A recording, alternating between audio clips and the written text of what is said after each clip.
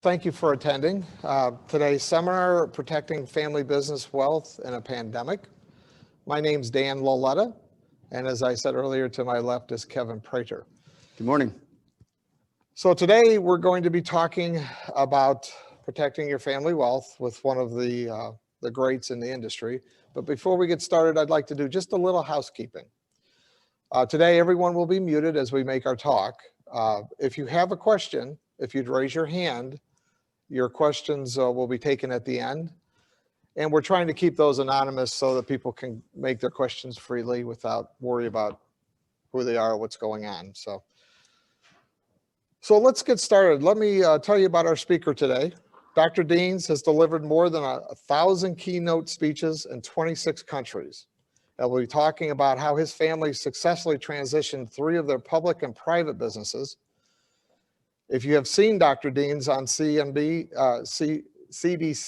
or BNN, you'll know that he delivers a fast-paced, entertaining, and informative message that you won't want to miss. So at this time, I'd like to tell you a little bit about what the takeaways will be for today. So today we're going to talk about transitioning a business to a family or outside the family and protecting that wealth in an operating business in a pandemic. We're also going to be talking about begin important family conversations about estate planning. So we're going to add a little bit of that into the conversation also. So at this time, I'd like to turn it over to Kevin, and he'll begin our talk with Tom. Very good. Well, thanks, Dan, and good morning, everybody. We're excited to have Dr. Deans with us. Looks like a beautiful morning here in Cleveland, Ohio, as well as up in Toronto, Canada, where Dr. Deans is sitting here this morning. And this is going to be kind of an interactive discussion between us. And so hopefully, if you do have questions, as Dan said, make sure that you just raise your hand, log your question in it. And at the end of our session here, we'll go into a Q&A discussion. Real quick, I just want to let you guys know both Dan and I specialize in working with family businesses and closely held, privately held businesses, which is really kind of the genesis behind this. Both of us have experienced over the last year or so a lot of challenges with our family business clients and our business clients in this pandemic period of time that we're in. And hopefully we're on the tail end of that. That's a very hopeful. But we also know that lots of things could happen. So I think today's discussion will be very informative.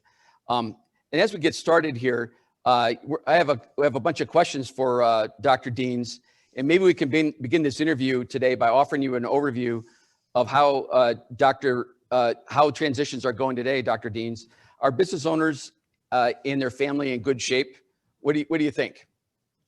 Well, great to join you, Kevin and Dan, as well.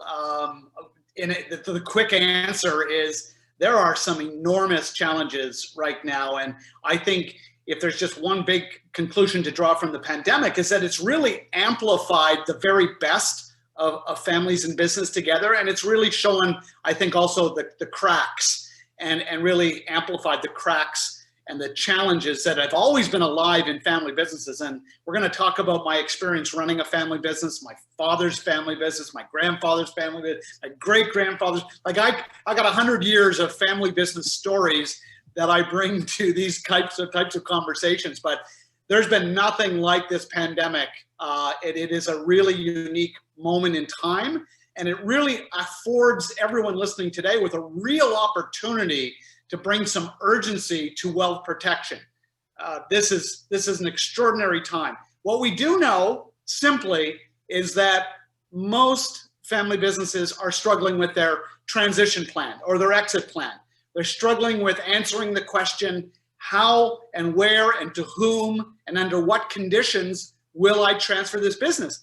And really, they don't have a lot of options. Business owners really are left with do nothing, die at your desk, and leave your mess to someone else to clean up.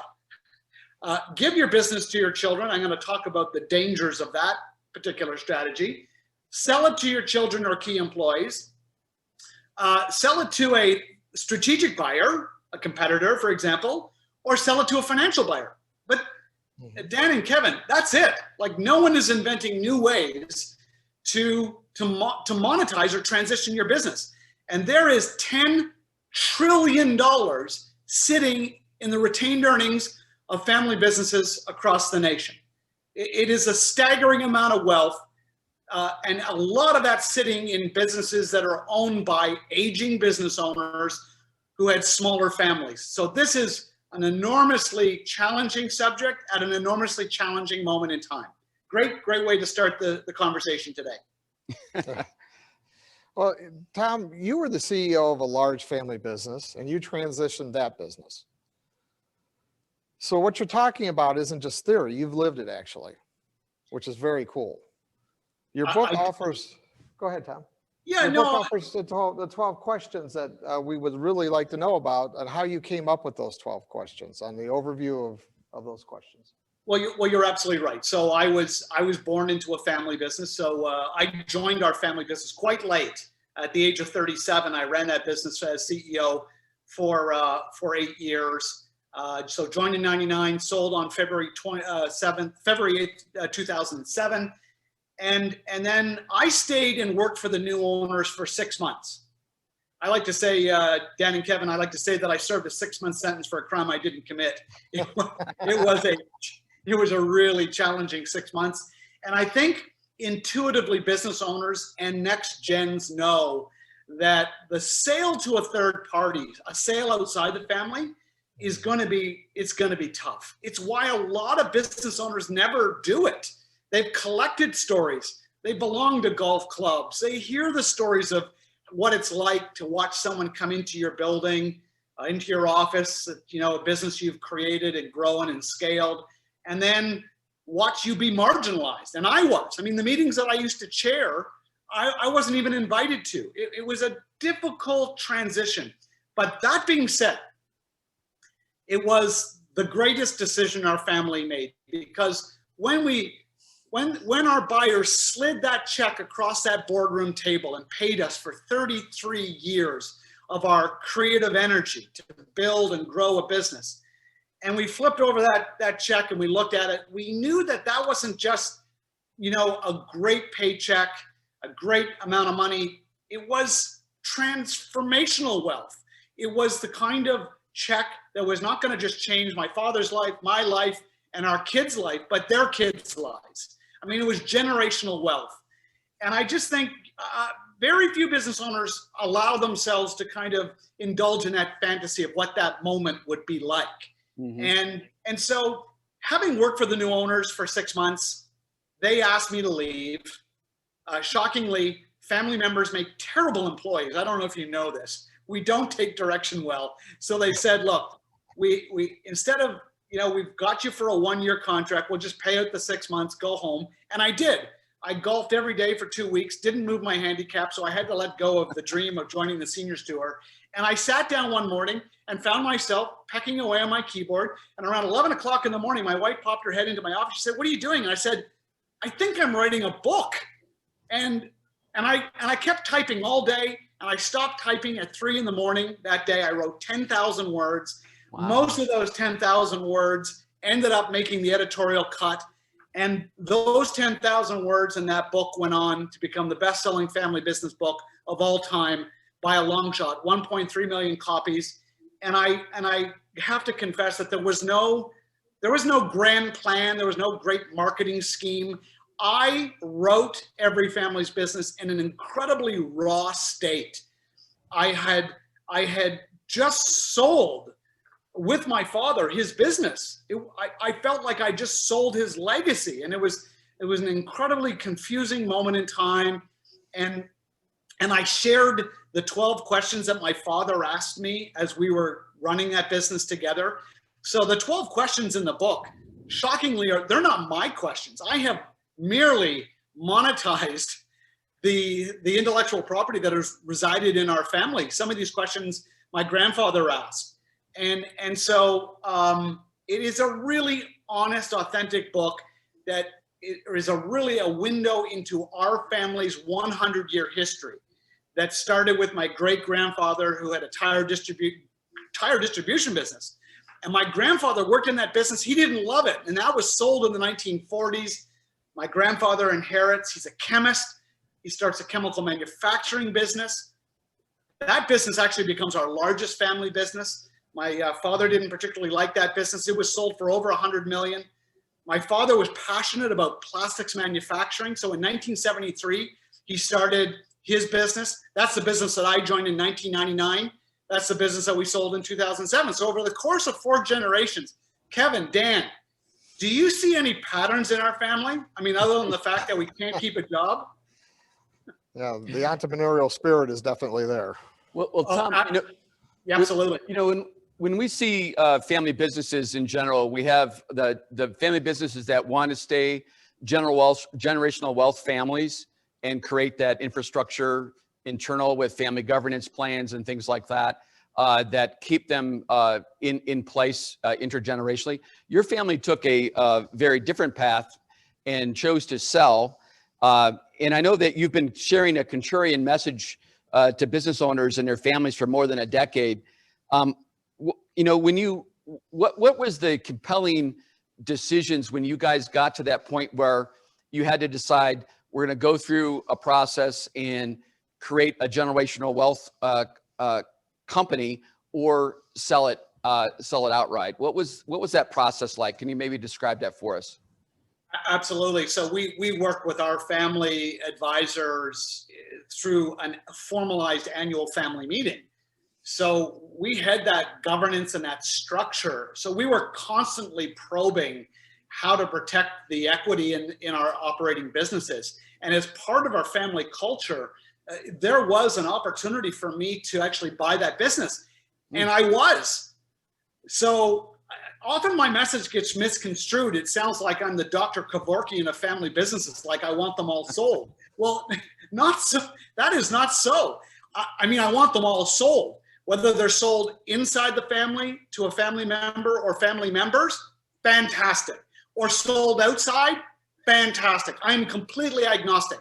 Where I really drive a stake in the ground and really show my bias is this idea of gifting for free, creating economic incentives, which often create unintended consequences. Right. Gifting a business for free to the next generation.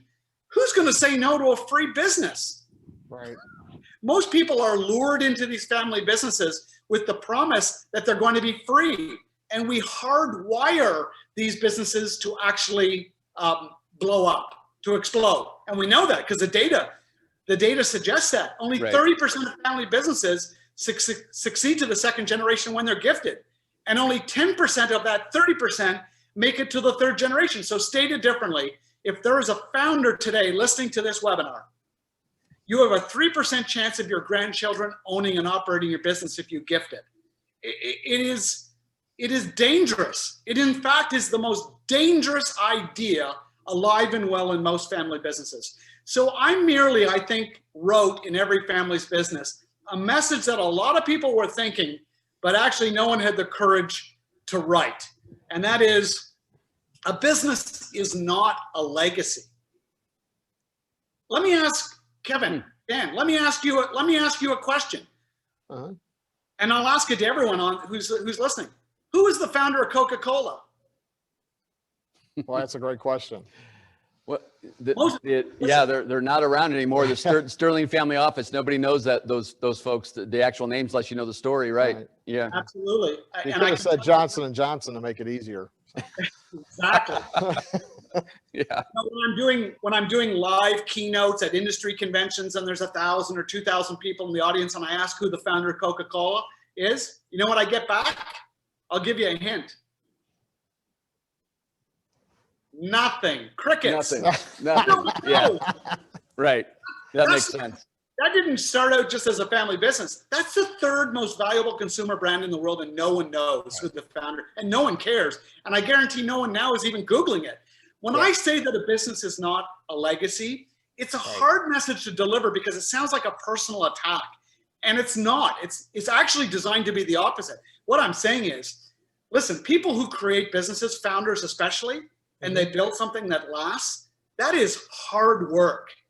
But to imagine that it is the job of a founder to build something that lasts beyond their life or beyond the life of their own children, that is a big ask, and it's a near impossibility.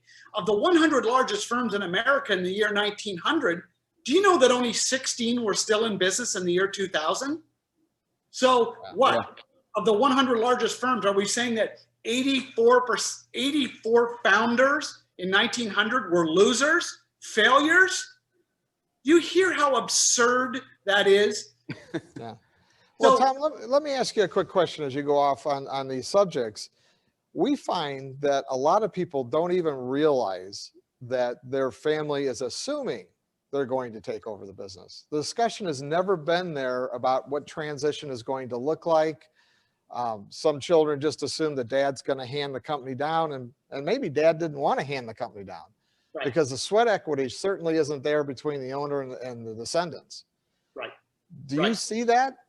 Absolutely. And I think, if there's a call to action from today's webinar, it's that business owners who are, even if just in their own mind, are struggling with how they're going to, transition or get out or monetize that business. Listen, they can't do it on their own. This is not your classic build your fence in the backyard on the weekend, do it yourself project. This is the most vexing, complicated, emotional, technical subject a business owner will be confronted with. And most of them will leave it too late. They'll have a health effect, something catastrophic will happen. Maybe they get better, maybe they don't.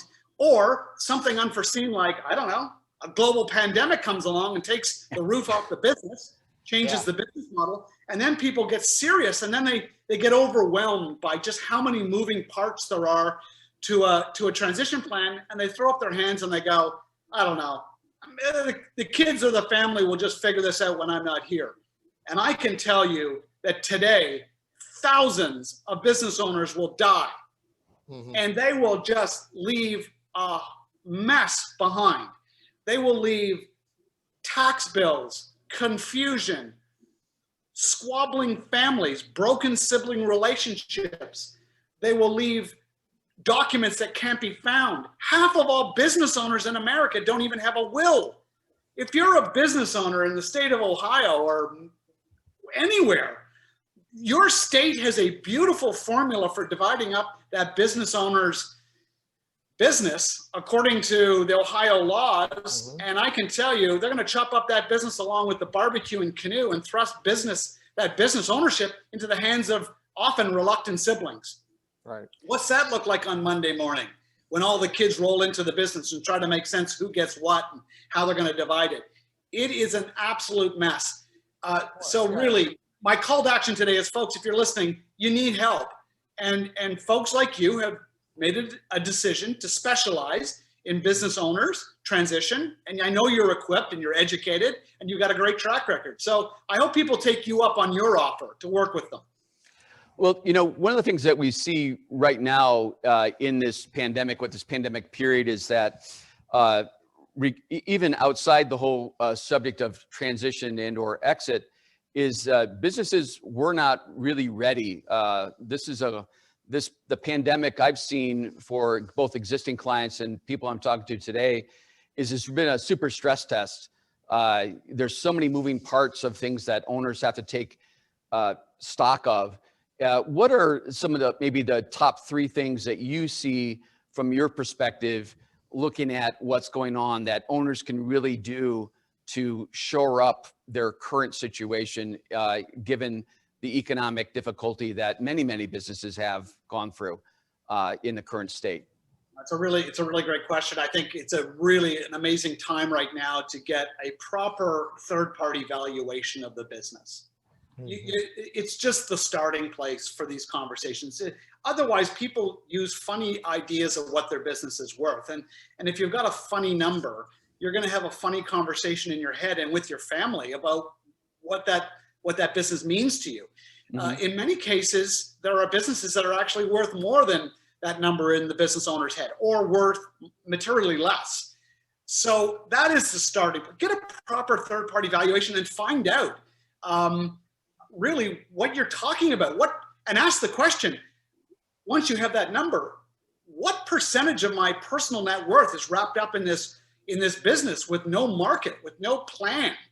And that will often bring the urgency to do part two of your question. Part two would be to sit down with your family members and your advisors, and to really have an honest conversation about their appetite for taking risk to purchase that business based on a third-party valuation. Right. And if you have no family members who really want to risk their capital to buy that business, you really owe it to yourself to really cast a wider net. That leaves your key employees, strategic buyers, and financial buyers. That's it. So, but so there's listen, this old idea of a business owner retiring, leaving the business to the kids to operate, and then the business owner draws a salary to the day they die, Right. that is not going to work. That is the oldest page in the playbook, and it's no longer working, and I'll tell you why. And there's a good reason, and there's a good news story. Business owners, you are going to live vastly longer than your parents. You know, business owners used to have a heart attack at 72 and die. Now they're having heart attacks at 72. They get a stent, run 4 marathons. They're going into their 80s and 90s, still their hands clenching those voting shares. And guess what? Their kids are in their 60s and 70s. They're not looking for conversations around when they can buy the shares. They're just looking for permission from their parents to retire. It's crazy. So Right. we need to bring urgency to the conversation about whether that next generation wants to risk capital to buy that business. Well, then they have automatic overhead with the salary of the non-participating owner, which causes additional problems. Absolutely. And again, and I'd like to shift the focus just slightly on this. One of the big things I find in our practice is that people don't look at the quantitative part of this as well as the qualitative part. One of the big questions I ask business owners are, what are you going to do when you grow up? And again, you get that cricket sound. In other words, what's next? Yep. Things have to eventually end. Yeah. Either you die or you plan for them to end some other way. And I find a lot of business owners have never really taken the time to think about that. And that's one of the biggest gifts that you can give to your family. That's a Dan? great question. Dan, that's like having a clear vision of where you're moving to. Right. And Tom, when you guys made your decision to sell your business, did you have that clear vision of, hey, where I'm moving to? I had a foggy idea. First of all, I have a PhD. I knew that I can write, and I enjoyed writing. We were in plastics manufacturing. I really enjoyed running that company, and we had great success, and we sold to a strategic buyer. I had started businesses before I joined the family business. Like, I'm an entrepreneur by nature and by affliction. That's just what I do. And so I never really worried about that, because I also knew, based on lots of repetitive family conversations, that I would make money from the sale of our family business. It's an important point. You see, a lot of family businesses, the idea of them getting sold means mom and dad get rich and junior loses their job. Yeah. Not so much in our family. My parents made lots of money, but so did I. We aligned our economic interests. It was win-win. And so I knew that at 45, when I had a liquidity event, that I knew I had lots of, gas in the tank, that I would continue to start new businesses, and I did. And I knew that I had resources. And so I just think that Dan's comment is just so on the money. Business owners never indulge in that fantasy. When they were young, they had no money, but they had time. Right. Now, when they're in their 60s or 70s and they have a liquidity event, they're going to have time and money. Most people have never truly allowed themselves to indulge in what that looks like. And if they don't, they'll never leave. If a business owner has nothing to graduate to that is more aspirational and compelling and fun than running a business, they will die at their desk. And when they do that, their shares will transfer often to a surviving spouse. And I got to tell you, I get more phone calls. Guys statistically die before women. I get more phone calls from elderly women whose business owner husbands have predeceased them. And do you know what they tell me? They want to bring their husband back from the dead and kill them themselves. They don't want these businesses. What now they inherit the headaches. They inherit the stress of continuing the legacy. They often don't have relationships with the key employees. They don't have the relationships with the lenders and the customers and the suppliers. You want to watch a family destroy the retained earnings, the equity in that business that has been built over 30, 40 years. Just watch that little maneuver. And I can tell you, those business owners, they will be remembered, just not fondly. So Tom, your business, you went from your family business and operating companies of several companies to really the business of family wealth. And in that whole process, obviously, it sounds like you were properly advised as to how to structure that. How does that family wealth, you hear the term family glue together, when families sell a business and they create this pot of wealth that they all benefit from, how does that work in terms of your family and obviously the members of your family that maybe never were part of that business? Yeah, so it is a great question, because I have an older brother, and I can tell you that has been our reliance on our advisors and our reliance on formal family meetings that prepared us for that day. Now, I made the earlier comment that a business is not a business owner's legacy. Well, it kind of begs the question, well, if not the business, what is the legacy? Listen, quite frankly, it is our family.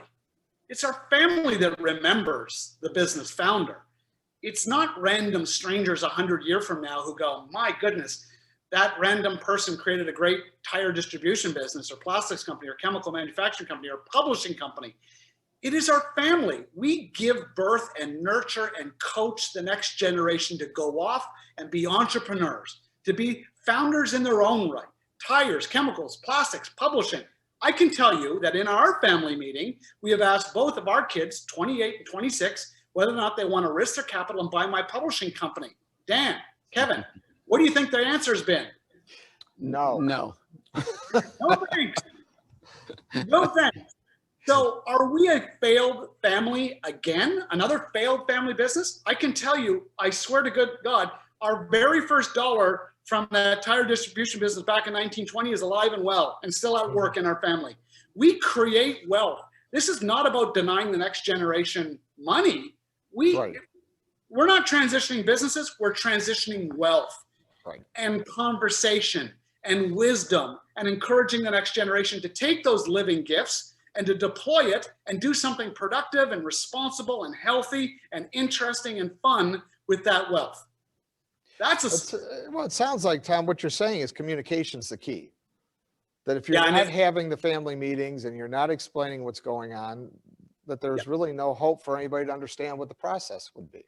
Yeah, exactly. And that family meeting is highly unlikely to happen unless a third party like yourself offers to facilitate that meeting. Listen, in your own hometown, you look at what the Rockefellers did and compare and contrast that to the Vanderbilts. Yep. You got the Rockefellers from day one invested heavily in structure and governance and family mission statement. There are Rockefellers to this day who are inheriting and starting businesses. That deep sense of renewal inside a family business, the sense of values. I mean, I know that you're a legacy trained advisor. I know that you work on above the horizon and below the horizon. You understand the difference between mission, vision, and values and unlocking those answers and ideas in families. That is rare. Very few advisors do that. A lot of advisors are transactional. What I'm describing, and I know the kind of work that you're doing, is very, very much about starting and facilitating family conversations and aligning economic interests and making sure that families make the decisions that are right collectively and individually. You touch on the family meetings, which is really having a family governance, making family governance as a priority when you're operating the business, making sure the right people are in the right seats, having merit-based job appointments, whether it be on the board or as an executive with a company. In a lot of the things that we see in terms of operating that family company, business owners, they want to maximize that return a family member gets from the business. They want a relationship return, which you spoke about, where the family is the one that remembers the founders. And I know that relationship piece is not a natural structure in most businesses, but it's good to create that emotional tie to the group. And then obviously mitigating risk inside the business. And of course, we see that today in the professional business culture in the pandemic. What's your advice today to business owners in terms of how they go about mitigating risk overall, given the very different business environment that we're currently operating in? Yeah, so this is very much tying into a general philosophy that I know has really defined our family businesses and our transitions. And that is from day one, from the very day we incorporate, we are probing and actively looking for our exit, which is weird, right? It's like, why would we do that? Because there's something in our family culture that acknowledges something that I think everyone intuitively knows, and that is no one stock is going to beat the street in perpetuity. Right. Every business has an arc. It is a beginning, a middle, and an end. And instead of fighting that universal principle, we embrace it and try to work with it. And the way that we try to understand where our business is in its life cycle is by asking family members, next generation, whether or not they want to risk their capital to buy it. I can guarantee you right now, there are conversations inside family-owned restaurants, even restaurant chains, where mom and dad, if they're using my process and reading the book and asking the 12 questions, they would be saying to their kids, okay, kids, do you want to risk your capital, go to a bank, borrow some money, and buy shares in our restaurant? And the kids are like, oh no, we're good. We're good. We like running this business. Right. But do we really want to put all of our wealth into that right now? No, we need to take a wait and see. It is the risking of capital that provides so much insight when it comes to a transition. And it's the step that most families skip because they're chasing the wrong metric. They're chasing longevity, not profitability. Well, they're not transferring wisdom as well as wealth. And that's what the issue really becomes, is the children are ill-equipped to handle the decision-making process because the wisdom hasn't been passed down. I mean, Correct. You certainly wouldn't expect someone who just passed basic mathematics to go to calculus. There's steps in between. Right. And a lot of times we find our families just have skipped that because as an owner, you live, eat, and breathe this business. So it becomes part of you. And you forget that around you, people aren't gathering that. So the ability to transfer that, it's not easy to do. The wisdom part is very difficult to transfer. However, if you use a professional who can sit with you and help you discuss those things and bring them out, it's easier to transfer that wisdom. Yep. Right. Do you know that non-family businesses, when a CEO is retiring and they hire a search firm, they will actually use a database of over 2,000 resumes to find that one special person to run that business. Now compare and contrast that to a family business with 2 kids. What's the likelihood that the very best talent to run that business will come from a pool of 2 versus a pool of 2,000? Yeah, 1 in a million. Yeah. Are you starting to see how difficult it is for family business owners who invite their kids into the business? They paint themselves into a corner. Easy to start. They become very difficult and emotional to manage because your children are deriving a lifestyle from your business. And then the idea of getting out feels impossible. So what do? Nothing. Right. Absolutely nothing. They just wait for time to unfold. Listen, unlike wine, this subject does not get better with time. It actually gets worse and more complicated. And then you have health problems. It's tough enough to sell a business. When I was 45, that year leading up to the sale of that business was the toughest year of my professional career by far. Now try doing that when you're 75 or 85. Good luck. It's definitely more difficult. Going back to some of the 12 questions that really came up when your family was doing its transition.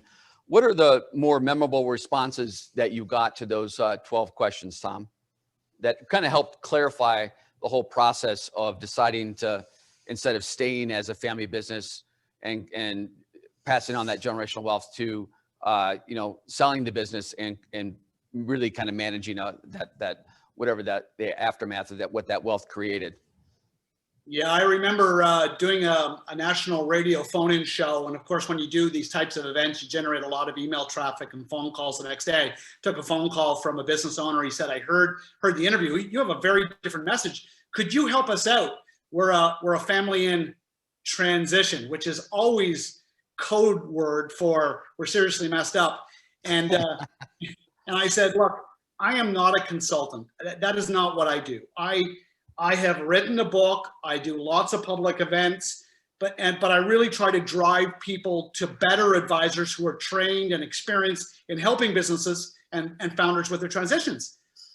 But he was really pushy, and I was curious. I was piecing together, it was a very large business. So we agreed to meet. I was in downtown Toronto, and I was escorted to this incredible boardroom, oak panel boardroom, and in shuffles this old guy. He's hunched over, and he shuffles in. He starts to tell me about his business. And I said, hang on, before you go much further, why don't you invite your son in and we can have this conversation together? And he looks at me and he goes, I am the son. My 95-year-old dad will be here shortly. This is what's happening. Yeah. Right. No doubt. To make a long story short, dad rolls in a wheelchair and we go through the 12 questions. And so to answer your question, I asked dad question number 2, are you prepared to sell this business? And he goes, no. I go, wow, okay. There's no right or wrong answer. All these questions are doing is bringing clarity to the generations. So Junior in his 70s goes, oh, that's so frustrating. And I go, well, listen, let me ask you the next question. Question number 3 goes to Junior. Are you prepared to buy this business if it was for sale? And he goes, yeah. And I go, well, this is crazy. We've got no seller, but a buyer.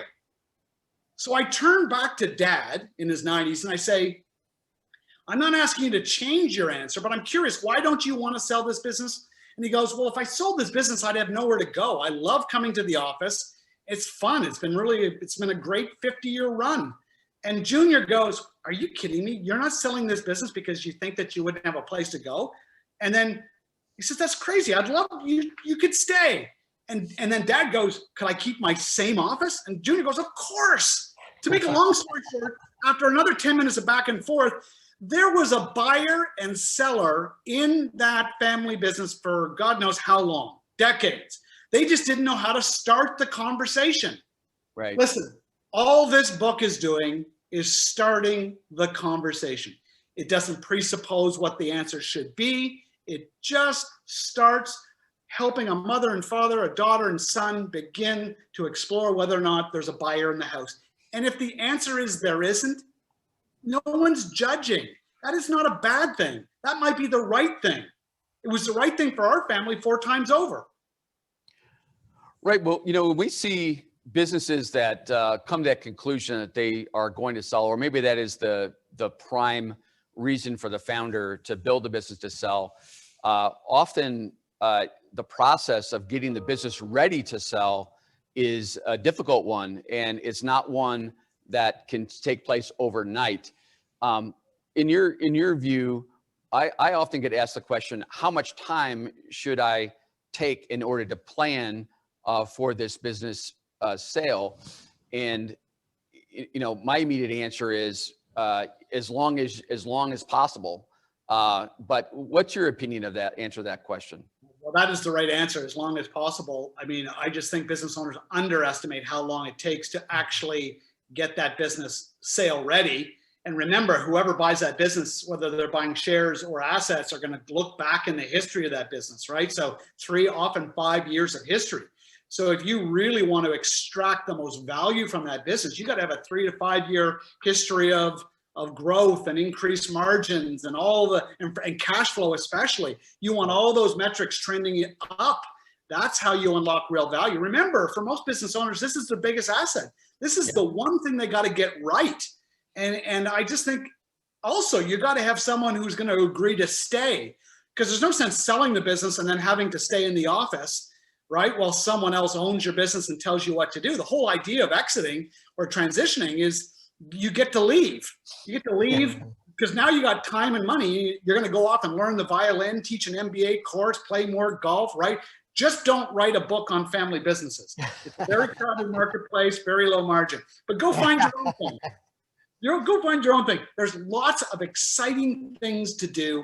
And I can tell you, it is one of the biggest fears that prevents business owners from doing what I'm talking about, because they're just afraid. That's all they know. But I sit beside business owners all the time on planes, and I can tell you, they have sold, they have money and time, and they're insufferable to sit beside on these plane rides, because they're like, I'm doing this, I'm doing this, I'm doing this. They've conquered this fear. They're starting businesses again. They're writing books. They're doing so many fascinating things, and they are alive and excited without that stress of keeping that thing going for another generation. It's a liberating idea. Well, it's certainly important for transitioning leaders to make sure they have a full life, prior to exiting. So all those pieces and parts that you're just talking about are well in place.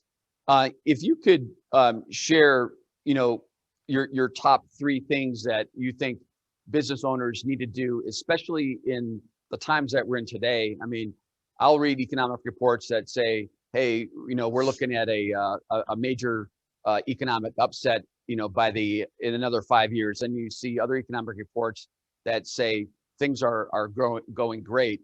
We know there's lots of challenges out there in business, but so what are your top 3 things, today that you would say for business owners to really be paying attention to? Well, certainly the pandemic, as I said, has amplified the very best and the cracks in businesses, but it's really, really driven home the point that stuff can come right out of left field, right? After 30 years, something comes right out of left field and changes the value of a business. It's a great reminder.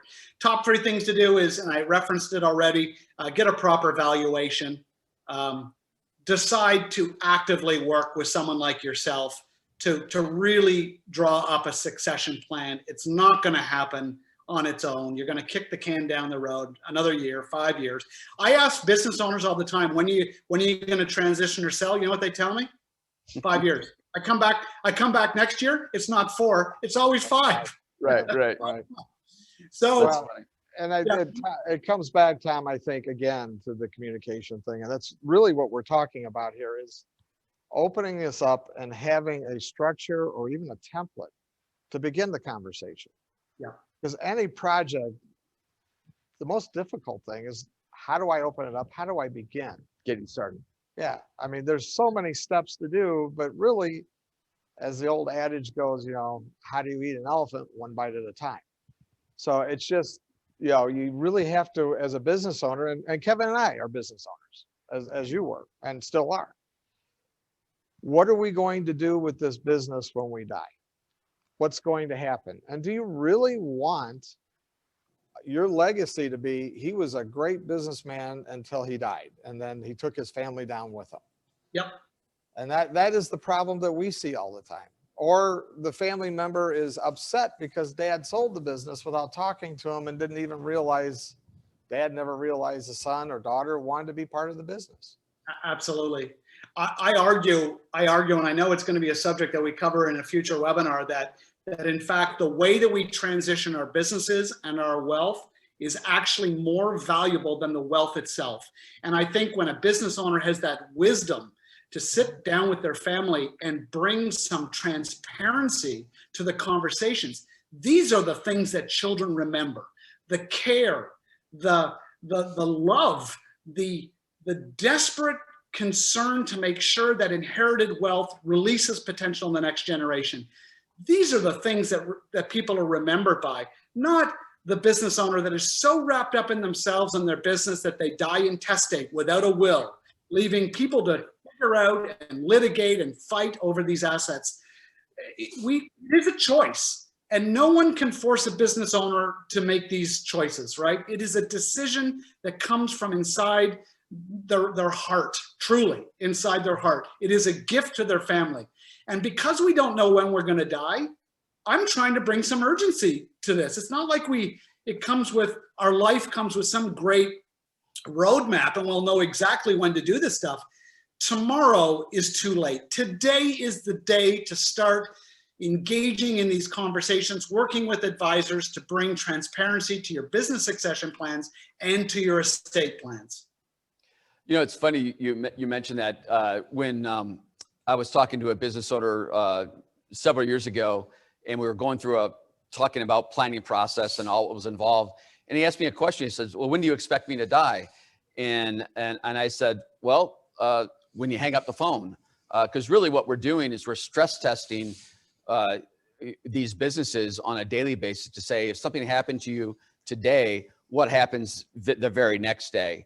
And that's what this pandemic has really shown a lot of businesses, is that they are unprepared for the unexpected, both on the lending side in terms of access to cash. They found out that maybe their banking relationship wasn't adequate because they couldn't get their PPP money as fast as they should have to stay open. All these different things that you said, it just amplified the cracks that we see. And really what I'm hearing from you is the preparation is, hey folks, sit down and plan. And that's a kind of a simple, elegant message. That's what I'm hearing from our conversation today, Tom. Yeah, and there's just such enormous opportunities when families in their family meetings are working with the same advisor. One advisor advising and planning across the generations, then I know you can do your best work. But this siloed approach with mom and dad have an advisor, their kids have an advisor, grandparents have their own advisor, lack of communication, coordination, transparency across the generations. It's stop, start, stop, start. Listen, my advisor is my parents' advisor. My parents are still alive. The number of opportunities for tax planning, investment planning, preparing heirs, when they share the same advisors or firm, oh my goodness. We often miss the forest for the trees.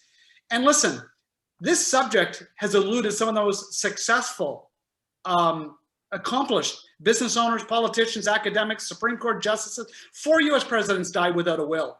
Tony Hsieh, the founder of Zappos, in November, died with an $860 million estate, no will. Who was advising him? Yeah, that's amazing. It's unbelievable. So we often think if you're wealthy and smart and accomplished and create wealth, that you've got all this stuff buttoned down. In fact, most of those really successful business owners are the biggest train wrecks waiting to happen. Well, yeah, I know. And one thing I'd like to do though, Tom, is I'd like to shift gears here real quick, because I want to see if I can throw you off just to see what happens. We've been talking about, making sure we have good plans and all that. The one thing we haven't talked about, fair being equal. Yeah. And I may be a business owner that I have one child who's very active in the business and may be very willing to borrow money or to invest capital or do whatever they need to do to continue the business. But I got 2 other children that want absolutely nothing to do with it. Yep. Right. So as I create my plans for exiting this business, I don't want to leave the other 2 behind and just transfer it to one. That doesn't create anything but real problems in the family. How would you address that? Yeah, well, first of all, I would make sure that person has a will. Because if there is no will, those kids inside the business, outside the business, are going to be thrust into business together as equal shareholders. Right. Good luck with that. So, secondly, is equal fair? Is fair equal? Or is equal equal? Right. I often see parents or founders treat the child inside the business. They've created this idea called sweat equity. I'm still looking for an accountant who can give me a proper, accurate definition. I'll give you a hint. It doesn't exist in the tax code. I have actually met kids who are like, I have worked in this family business for 20 years. So basically, my parents should gift it to me because I've earned it. And I'm like, okay, what's the business worth? It's worth about $20 million. And I'm like, wow, that's an incredible hourly rate. You are good. Right. You see the absurdity of that. So we conflate employment income with ownership. Listen, here's what I would say. Any business owner who thinks that they can equalize at the estate level, if the business is worth $1 million, you'll give the business to the kid in the business, and then you'll leave $1 million of cash to the 2 kids outside the business. Is that fair or equal? Looks like it's equal. Yeah. Guess what? The kid in the business cash think it's equal. Yeah. Guess what the kid in the business gets after his last parent has died? Yeah. He gets a letter from the IRS, and that letter goes something like this. Hey, Bill, sorry to hear about your loss. I'm kidding. It doesn't say that. What it says is, hey, Bill, you owe us this. Right. You know, Right. those founder shares valued at $1. Fast forward now they're worth $180 a share. That child is going to pay that gap, that capital gains. And guess what? There often is no insurance. There's no liquidity. So where does Bill go to pay his personal tax bill triggered by the death of his last parent?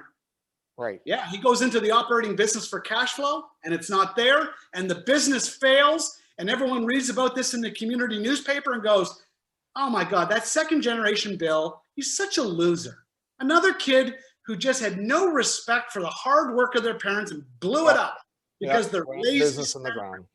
It's not fair. It's not That- right.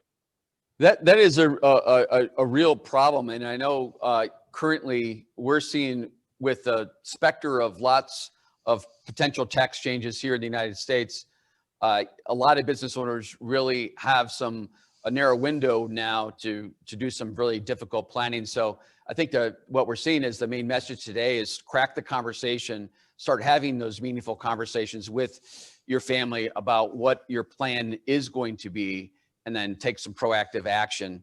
I do know that we wanted to leave time to have any questions answered from our attendees, and go kind of into that question and answer period. You certainly want to allow people to have the opportunity to ask you questions directly. So I don't know if we've got any questions that are currently being posed right now, Callie? Okay. Well, Okay. we would definitely encourage you to raise your hand if you have a quick question. Certainly, there's a lot of topics here that need to be explored further. So we'd love to hear from you what you think is important in your own business. Absolutely. And as a quick note, we are planning to have part 2 of today's session to be done in May with Tom. And that's going to go into a lot more depth as to some of the planning techniques and things like that can be done. So if you enjoy the conversation today, I think you'll really enjoy a part 2. Look for a date from us as we announce it to be coming up in May. So that'd be great. So Tom, as we're waiting for questions, and if there is none, we'll certainly move on and close the seminar. But how would you just recap what we've talked about? So if I was to say to you, give me a 3-minute blurb on what it is that we're trying to get across here, how would you address that? I would say that, you know, we've really allowed ourselves culturally to frame the end of a family business as some kind of failure by a family or business owner. In other words, you know, if the business doesn't transition and clearly something was broken or wrong in the family, and it feels like a public shaming. And I really wrote Every Family's Business, which I know you're going to make available to the people who are joining us. Right. That is so wrong. I mean, the real legacy we live, it's not our businesses. It is the wealth that we create. It's the wealth we transition, not only just to family, but to charities in our community. It is a creation of wealth. And I really wanted to give that message as a gift to business owners. Business owners are awfully hard on themselves. And very few people, professionals, come through a door and say to a business owner, hey, listen, I know you've spent the last 20 years, 30 years taking care of your lenders, your employees, your family, your friends, your community. It's high time you take care of yourself. Well, that's what this book does. It says, no, this is your moment in time. This is about you. You have done incredible work. You need to take care of yourself. You need to enjoy that moment where you have time and money to do something for yourself. And I think that's why this book has sold 1.3 million copies, because no one had ever said that. Everyone is always about, it's your job to continue the business, and if you don't, you failed. It's such nonsense. That's a great message. Yes. I think we do have a couple of questions, Callie.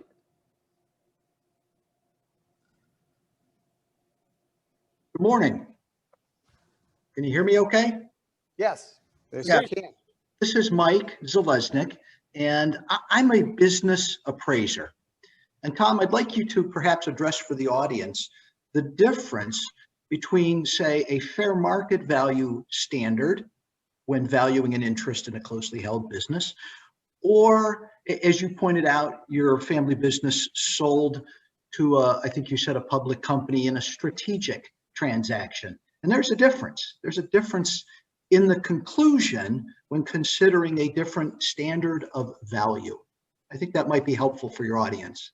Yeah, absolutely. So there's the theoretical value, fair market value, and then there is the value, the market, the real market value that is as a result, in our case, of having a really well orchestrated and implemented competitive bid process. Like because we were very clear, I was no longer a buyer. I was buying shares in my father's business based on fair market value. And then I pivoted for a whole bunch of reasons. Value of the dollar, foreign exchange, saw China coming on, the need to scale and become much bigger very quickly. Like, it was really a moment in time where I became a seller, as did my father. 5 years from the moment that I was able to articulate that I no longer wanted to risk capital and buy at fair market value, 5 years to sell that business through a competitive bid process with multiple people bidding for our business. That's what drove up the valuation to a 10 multiple EBITDA. Yeah, what you get, the theoretical value and the actual value, is really driven by the kinds of ideas that I talked about today. Do you have a business that can run without you? If you don't, then you're going to get a lower valuation. You're going to get a lower multiple of your cash flow. So really what I'm saying is, once you answer the question, do you have a buyer in the house, you will, well, first of all, you're going to find that very few people do. Very few people have key employees with the wherewithal. They have expertise, but they don't have the access to capital to buy your business. Yeah. And so you will want to rely again on a proper valuation and third party to help you take your business to market. It will not happen on your own. Do not try to sell your business without proper advice and assistance. You will mess it up. that's pretty clear. Yes. Absolutely. Mike, does that answer your question? Yes, thank you. Callie, do we have another, please?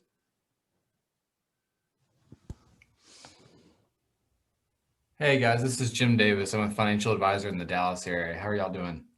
Good morning. Good morning. This is a question for you guys, and maybe Dan and Kevin, you can kind of tap into this as well, and maybe for you, Tom. So my niche for client base are small business owners, but I worked at a multifamily office in Dallas for a while, and now I realize there's so much value. Small business is such a large target market, right? But I found within that marketplace, I love working with multi-generational small family businesses. But it's a very closed off network. So I'm curious, for people who are wanting to expand this or make this maybe their niche within their primary financial advisory practice, what's the best way to tap into this market? Or are there certain networks or organizations that you guys have maybe utilized in the past, other than just word of mouth, or, through, honestly, we're in the people business. We just happen to be dealing with money, right? So a lot of these conversations happen over coffee and lunch, but I wanted to know if there are any networks or organizations, or I guess pieces of advice you have for tapping more into this and making it a primary niche. I know, Tom, do you want to take a quick stab at that? And then I can also share an idea or two.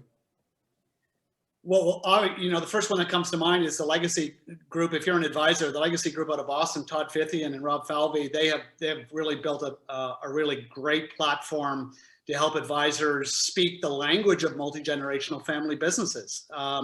Listen, wealth management has always been about family. It just has. We work, and why do billionaires keep working when they've got more money than they can spend? We are working to enrich the opportunities of the next generation and the next generation, and even the unborn. And I just think advisors that have proper training and expertise and know how to speak the language and the vocabulary of family to engage people where they're often neglected, that is how you're going to grow and do valuable work. Not just grow and make lots of money as an advisor, but to really help the millions of business owners that are a complete disaster because no one is speaking their language, and helping them where they're struggling. Yeah, that's a great point, Tom. And Jim, kind of directly, I think that one of the things that as an advisor you really have to pay attention to is that broad education in the very complex world of business and planning, and have a great circle of experts around you so that you can bring those folks to the table as they're needed. Specifically, I know I'm a member of the Business Enterprise Institute out of Denver, Colorado. That's been a great place for me to go and learn and be around colleagues that are experts in this area. But you certainly have to focus on a type of business work that you want to do, maybe get involved with different industry groups where really have a lot of pain in this area. Maybe it's I'll just pick an industry. I'm involved in the HVACR industry, and not a lot of people think that that's very exciting, but those often have great companies involved, and they need our help. So kind of pick a niche and get known in that circle. That will help you out quite a bit. But you do have to really have a desire, more for your own benefit, but to really help others. The service to others component of this, as Tom's message was delivered to the world, you really have to have a desire to help others, and that will propel your own success. But with that question, I do know that we're kind of up against our we're running up against our time. So certainly don't hesitate to contact either me or Kevin if you want to continue those conversations.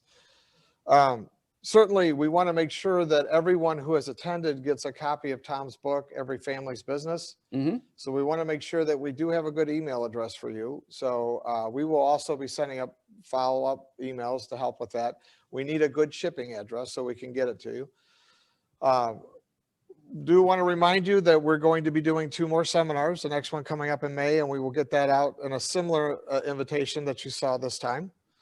I certainly want to thank Dr. Deans for his willingness to tell us all the issues that he has seen during his transition of businesses. Kevin, I want to thank you for your time.